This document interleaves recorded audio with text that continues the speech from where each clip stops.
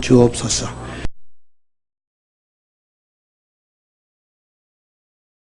제일 사악하고 나쁜 여자가 누굽니까? 말씀해 보세요. 누구요? 예? 이세벨요? 이세벨. 이세벨보다 더 나쁜 여자를 제가 소개해 드리려고 합니다. 이세벨의 딸 아달랴라고 하는 여인이 있었습니다. 그는 왕의 딸로서 남쪽에 있던 유태나라 왕으로 시집을 와서 시아버지가 왕이었을 때 왕의 며느리였습니다. 시아버지가 죽고 난 다음에 자기 남편이 왕이 되니까 왕비가 됐습니다. 그런데 남편이 죽고 난 다음에 아들이 왕이 되니까 왕대비가 됐습니다. 그런데 이 아들이 그냥 죽고 말았습니다. 이제 누가 왕이 되어야 됩니까? 손자가 왕이 되어야 되는데 이 악독한 할머니 아달랴가 다윗의 후손들 손자들 깡그리 다 멸절을 시켜버리고 말했습니다. 이 난리 속에 핏덩이 어린 요아스를 안고 고모가 도망을 갑니다. 도망을 가서 이 난리 속에 성전 안에서 7년 동안 몰래 키워가지고 7년 만에 이 어린 핏덩이를 왕으로 세워가지고 반란을 일으켜서 아달랴를 쫓아내고 회복을 합니다. 그 왕 이름이 요아스라고 하는 왕입니다. 아침부터 미안한데 한번 받아보세요. 요아스는 아달랴보다 더 나쁜 인간이 됩니다. 이 요아스가 자기 핏덩이였을 때 자기를 길러줬던 고모부가 당시에 제사장이었습니다. 제사장은 세습제였기 때문에 고모부가 살아있을 동안은 괜찮았어요. 그런데 고모부가 세상을 떠나고 난 다음에 자기의 고종 사촌이죠. 스가랴가 제사장이 됩니다. 그런데 이 스가랴가 요아스가 잘못된 길로 가니까 그것을 지적을 했어요. 그러니까 이 요아스가 성전뜰에서 이 스가랴를 돌로 쳐 죽여버리고 맙니다. 제사장을 죽이는 것도 죄고 성전뜰에서는 사람을 죽여서는 안 됩니다. 그런데 스가랴의 아버지가 바로 자기의 고모부이고 스가랴의 어머니가 자기 고모고 자기가 핏덩이였을 때 자기를 건져주었던 이 은혜를 저버리고 이 스가랴를 돌로 쳐 죽이고 맙니다. 이 역사적으로 유명한 이야기죠. 이걸 보고 백성들이 얼마나 어이가 없었겠습니까? 얼마 지나고 난 다음에 이 요아스는 암살을 당해서 또한 자기도 죽고 맙니다. 이런 경우 우리가 하는 말이 있습니다. 뭐라고 그러죠? 어떤 사람이라고 그래요? 무슨 욕을 하지 않습니까? 뭐라고 그래요? 배은망덕한 놈, 그렇게 말하죠. 배은망덕한 놈. 은혜를 모른다, 그 말이죠. 오늘은 감사 없는 예배는 예배가 아닙니다. 한번 받아봅시다. 감사 없는 예배는 예배가 아닙니다. 한 번 더 받아봅시다. 감사 없는 예배는 예배가 아닙니다. 도시에서 살아가는 지금 우리는 보리 구경도 못하고 삽니다. 올해 저도 보리 이삭 한 번도 못 본 것 같아요. 서울이라는 이 각박한 도시에 우리가 살아가고 있지만 한 해의 절반을 살고 뒤돌아보면서 주께서 우리에게 베풀으시던 귀한 은혜를 한 번 더 기억하면서 감사하는 절기가 바로 맥주 감사주일입니다. 기독교의 행위는 전부 감사에 근거하고 있습니다. 다른 종교는요, 구원을 받기 위해서 선행을 합니다. 그러나 기독교는 다릅니다. 다른 종교에서는 왜 선한 일을 하느냐 물으면은 구원받기 위해서, 업보를 쌓기 위해서, 이걸 해야만이 구원받으니까. 그러나 우리 기독교는 아닙니다. 하나님의 은혜로 우리가 구원받았기 때문에. 믿습니까? 구원받았습니까? 우리가 하나님의 은혜로 구원을 받고 하나님이 나를 사랑하시니까 이 은혜에 감사해서 드리는 것이 바로 예배이고 기독교의 구원입니다. 오늘 본문은 감사가 얼마나 중요한가를 가르치고 있는데, 감사하는 마음으로 제물을 바치는 사람을 하나님이 받으신다는 것입니다. 감사의 제물이 하나님을 영화롭게 한다는 것입니다. 교회가 존재하는 목적이 무엇입니까? 하나님께 예배하고 영광 돌리는 것입니다. 하나님께서 인간을 창조하신 목적도 영광 받으시기 위함입니다. 교회 안에서 일어나는 모든 일들은 다 전부 하나님께 대한 감사와 영광과 관련이 되어 있습니다. 우리의 미래도 전부 하나님의 영광과 연결되어 있습니다. 오늘 본문은 감사로 제사를 드린 자가 나를 영화롭게 한다. 그래서 오늘은 감사 없는 예배는 예배가 아닙니다. 이런 제목으로 말씀을 드리려고 합니다. 우리 신앙인들의 특징은 여러 가지로 말할 수가 있습니다만은 이런 일 저런 일 당해도 감사합니다.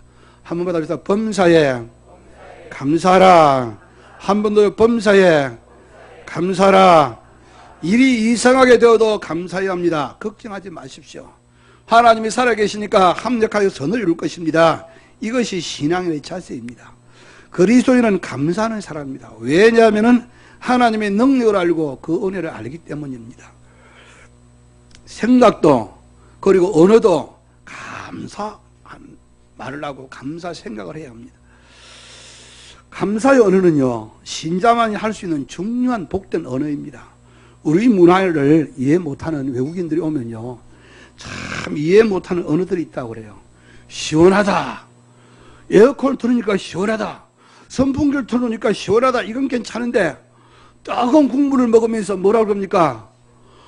시원하다. 그런데 이게 도대체 외국 사람들이 좀 무슨 시원하다는 말을 언제 써야 되는 것인지 참 이해가 안 되는, 한정마이가 땀을 짠딱 흘리고 나오면서 시원하다 그렇게 말한다. 그런데 또 하나, 죽겠다는 말이라고 그럽니다. 기분이 나빠 죽겠다, 싫어 죽겠다, 추워 죽겠다, 더워 죽겠다, 이건 이해하겠는데 맛있어 죽겠다, 좋아 죽겠다, 행복해 죽겠다, 이러니까 외국인들이 죽겠다는 말을 언제 쓰는 것인지 도대체 이해가 잘 안 된다는 것이죠. 그래서 아마 죽겠다는 말은 전자의 극단적인 표현을 말할 텐데, 너무 맛있는 경우에, 너무 좋은 경우에, 너무 행복한 경우에 행복해 죽겠다, 참 힘들죠. 여러분들, 말이라고 하는 것은 습관입니다. 작은 일에도 감사를 연발하는 사람들 보세요. 세상 사람들을 만나면 땡큐 땡큐. 여러분들 중국 아이들하고 샤샤샤샤를 많이 하세요. 그러면은 뭐 다 통하는 말이니까. 여러분들 감사는 하지만은 우리는 야단스럽게 감사합니다 잘 하지 않죠. 오늘 한번 해볼까요? 감사합니다. 눈을 크게 뜨고 입을 크게 뜨고 감사하세요. 한번 합시다. 감사합니다. 감사합니다. 오래전에 우리 교회, 여기 지금 그런 분들 몇 사람 있어요.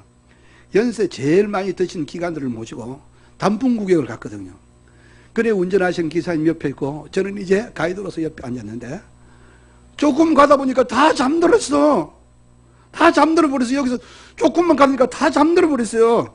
그러니까 운전하시는 기사님이 뭐라고 그러니, 집사님 뭐라고 그러냐면, 목사님, 저런 분들을 왜 모시고 왔어요? 내가 힘들어 죽겠어요. 여러분들 그 단풍을 보면 좋다 이렇게 감탄을 해야 되는데 다 잠들어 버린 사람들을 뭐하러 데리고 왔느냐, 그 이야기죠. 참 옆에 앉는 제가 굉장히 민망했어요. 여기 몇 사람 해당되는 분들이 있습니다. 지금 저는 요새 늦은 시간에 6시가 좀 넘으면은 아차산 올라가는데, 소나무 그늘 올라가면 얼마나 좋은지 모르겠어요. 좋다 그러면은 앉아있는 사람들이 저를 다 바라보고, 정신이 이상한 사람이가 올라가면서 좋다 손을 벌리고 그러면은 사람들이 바라봐요. 하나님 너무 감사합니다. 너무 좋습니다. 이렇게 비가 오지 않았는데 오늘 이게 비가 와서 감사합니다 이러면서 만일에 여러분들이 출근한다 그러면 그날 하루가 얼마나 근사하겠습니까? 유명한 예수천당 최봉승 목사님 이야기를 여러분들 잘 아시지 않습니까? 자꾸 예수천당 하면서 전도를 하니까 일본 경찰들이 데리다가 예수천당 좀 그만하라고 그러면서 고문을 가는데, 때려도 예수천당 하는 거예요. 그러니까 왜 이놈은 아야아야 하지 않고 예수천당 하느냐고, 그러니까 나는 내 속에까지 예수천당이 꽉 차가지고 당신들이 때리면 내 속에서 예수천당이 자꾸 나온다고, 이런 말을 했다고 그러죠. 사람은요, 태어나고 자라면서 주위의 환경에 따라서 말을 배웁니다. 예수 안에서 우리는 새로운 피조물이에요. 아무리 우리가 부정해도요, 예수님을 고백한 사람은 우리 속에 예수의 씨가 있습니다. 있습니까? 있습니까? 얼마나 크게 자랐는가 하는 것은 각자 성화의 문제입니다. 그리스도인은 어떤 말보다도 감사의 말을 해요. 오늘은 그래서 짧은 시간 몇 가지 말씀을 드릴 텐데, 하나님은 우리 예배를 기뻐하시는데 감사의 예배를 기뻐하십니다. 우리가 성경에서 보면 제일 많이 나오는 사건이 무슨 사건이냐 하면은, 이스라엘 백성들이 홍해를 건너서 노예 생활을 청산하고 홍해에 건넌 그 사건의 이야기가 제일 많이 나옵니다. 왜 그럴까요? 후대들이 세월을 지나고 난 다음에 기억하라 그 말입니다. 한 번 더 은혜를 기억하라. 한 번 더 은혜를 기억하라. 은혜를 한다는 것은요, 기억하는 것을 말해요. 우리말에 이런 말 있죠. 원수는 돌에 새기고, 원수는 돌에 새기고, 은혜는 어디다 기록해요? 예? 원수는 돌에 새기고, 그 다음에 은혜는 어디다 기록하라고 그랬어요? 흐르는 물에다 쓴다. 여러분, 우리는 그래서 안 돼요.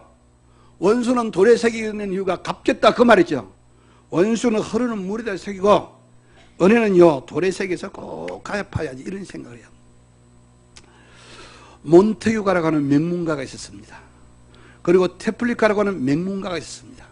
국가에서 이 두 가문은 대대로 내려오는 명문가인데 두 집안이 원수입니다. 그런데 이 원수지간의 남녀가 어느 축제에 가가지고 그냥 눈이 맞아가지고 사랑을 하게 됩니다. 그런데 이런 사랑할 수가 없어요. 대대로 두 집안이 원수이니까. 이런 가문에 이 두 남녀가 만나가 사랑을 하게 되니까 결국은 어떻게 됩니까? 결국은 이 두 사람은 같은 자리에서 죽음을 택하고 죽습니다. 귀한 자식들이 죽은 자리에서 두 가문은 지금까지 원수각계에서 대대로 돌에다 기록했던 그 모든 것을 다 지우고 비로소 화해를 하게 됩니다. 이 이야기가 셰익스피어의 로미오와 줄리엣이라는 이야기죠. 여러분들, 원수는 물에 새겨야 합니다. 시간과 함께 잊어버려야만이 우리가 행복할 수가 있습니다. 여러분들, 은혜를 물에 새기는 것은 얼마나 나쁜 것인지 모릅니다. 우리말에는 이런 말이 있어요. 머리 검은 짐승은 그 다음 뭔지 아세요? 머리 검은 짐승은 그 다음 뭡니까? 아유 참, 무슨 말을 하고 있는지 하나도 안 들려요. 머리 검은 짐승이 뭡니까? 사람이에요. 머리 검은 짐승은 어떻게 하라고요? 제가 여러분들이 그렇게 하니까 일단 머리 다 빨버립니다. 머리 검은 짐승은 은혜를 모른다 그러죠.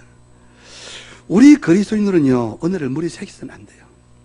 목사님들 만나서 이야기를 해보면요 제일 가슴 아프고 눈물겨운 게 뭔지 아세요? 배신이라는 것입니다. 그렇게 사랑을 베푸는데 배신을 한다는 것이죠. 그들이 어려움을 만났을 때 가슴 아파서 울고 그랬는데 언제 보았느냐 하는 식으로 등지고 배신할 때에 저도 그런 걸 많이 겪어보았습니다. 그가 고난을 당할 때 안타까운 심정으로 걱정하고 밤을 새우면서 울면서 기도도 했는데 너무나 쉽게 돌아서서 칼을 들고 등에다 칼을 꼽습니다. 여러분들, 이런 행위는 참 복잡지 못할 행위입니다. 은혜를 잊음으로 은혜를 베푼 사람이 얼마나 실망을 합니까? 오래 목회한 사람들 물어보면 목사님들 하는 이야기가 신자들 다 그래요. 기껏 사랑 다 베풀어 주어보았자 다 그래요. 이런 이야기를 자꾸 합니다. 얼마나 가슴 아픈 이야기입니까?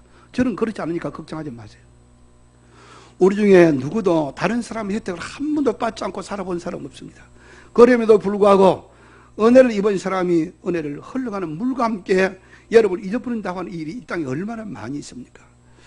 이 세상은요 은혜는 없고 원수만 남아있는 강박한 세상에 대해서 살기가 점점 더 힘들어집니다. 하나님께서는 이사야서에서 이렇게 말씀하세요. 여호와께서 말씀하시기를 내가 자식을 양육하였거든 그들이 나를 거역하였도다.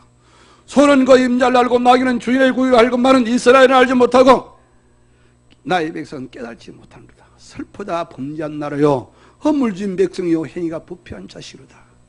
그들이 여호와를 버리며 이스라엘의 거룩한 자를 마음으로 여기고 멀리하고 물러갔다. 하나님의 슬픔과 탄식입니다. 여러분들, 우리는 은혜를 기억하고 감사할 줄 아는 사람이 돼야 합니다. 사람은 누구라도 다 그렇게 사는 것이 아닙니다. 어떤 사람들은 늘 기억하며 삽니다.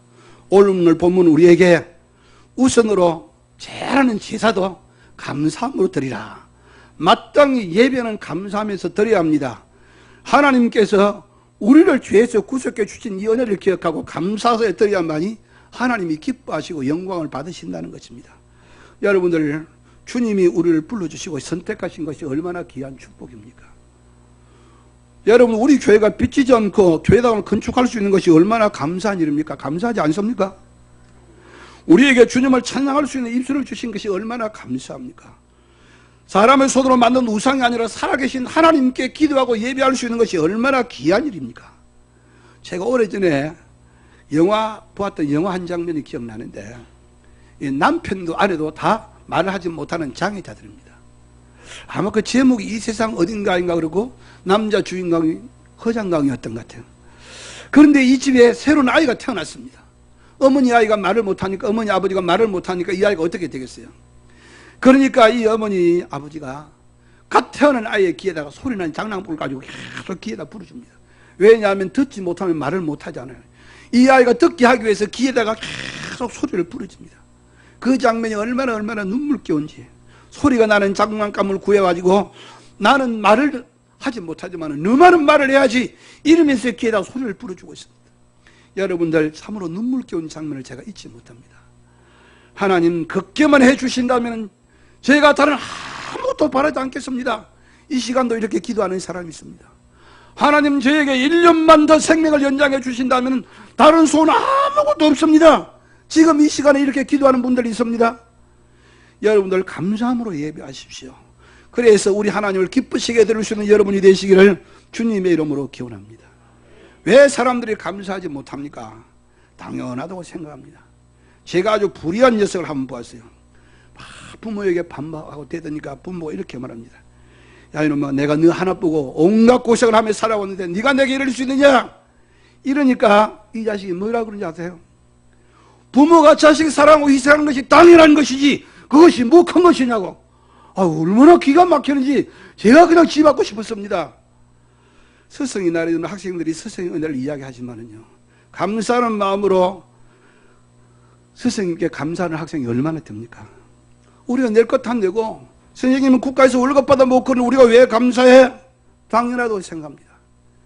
여러분들 합리적인 세상은 갈수록 감사에 대해서 인색해지고 있습니다. 왜 그럴까요? 은혜를 은혜로 알지 않고 당연한 것으로 알기 때문인 것입니다. 여러분들 그리고 감사가 어려운 것은 교만 때문입니다.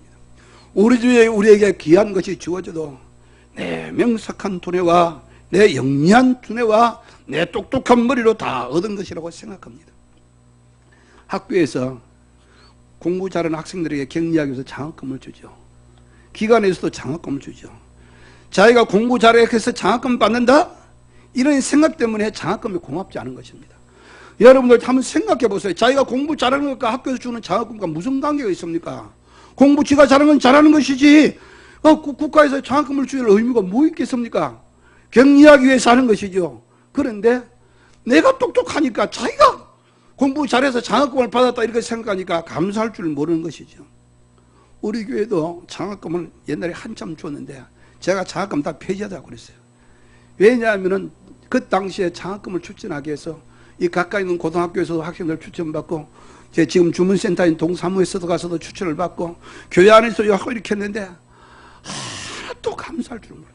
교회에서 정기적으로 학기마다 장학금을 다 주고 고등학생들 주고 심지어 대학생까지 다 주어보았습니다. 돌아서면서 하는 이야기가 뭔지 아십니까? 대학교 4년 동안 장학금을 줬던 학생은 돌아서면서 성동교회는 몇 년 먹고서 문 닫을 거야. 이런 교회 안 다녀. 이렇게 또 돌아서 갔어요. 여러분들 이게 무슨 일이겠어요? 이건 완전히 배신이죠. 여러분들 우리의 삶도 마찬가지입니다. 내가 자격이 있어서 집사가 됐습니까? 내가 뭔 큰 공로가 있어서 권사가 됐습니까? 이런 경우는 전혀 감사할 수가 없어요.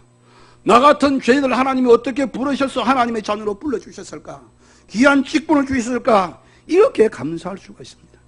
사람들이 요새는 저를 만나면 그렇게 자꾸 물어요. 목사님 은퇴하고 나시면 뭐 할 거예요? 어떻게 해요? 그래서 제가 이거 섭섭한 것보다도 43년 동안 지금까지 이 강단에서 매주 안 빠지고 설교할 수 있는 것만 해도 감사하고 43년 동안 강단 매주일마다 건강 주셔서 병원에 입원하지 않고 설교할 수 있는 것이 나는 얼마나 감사한지 모르겠습니다. 그렇게 대답을 했습니다. 여러분들 감사는요, 느낄 수 있는 그 자체가 바로 복입니다. 여러분들이 감사할 수 있으면 그 자체가 바로 복입니다. 자기 음이 틀린 줄도 모르고 노래하는 사람이 있습니다. 피아노 음과 자기 소리가 분명히 다르고 주위에 있는 사람과 자기 목소리가 다른데도 불구하고 자기 소리를 듣지 못하고 계속 소리를 내요. 이런 사람 우리가 뭐라 부르는지 아세요? 뭐라 불러요? 차장대원들 말씀 있는 사람 뭐라 그래요?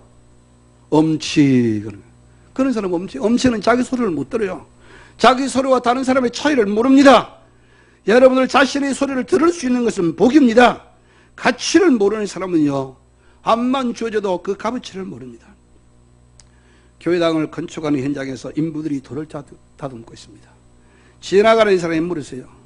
이렇게 무더운데 얼마나 힘드세요? 지금 뭘 만드시는 거예요? 그러니까 인부 하는 말이 아이고 먹고 살려니 어쩔 수가 없죠.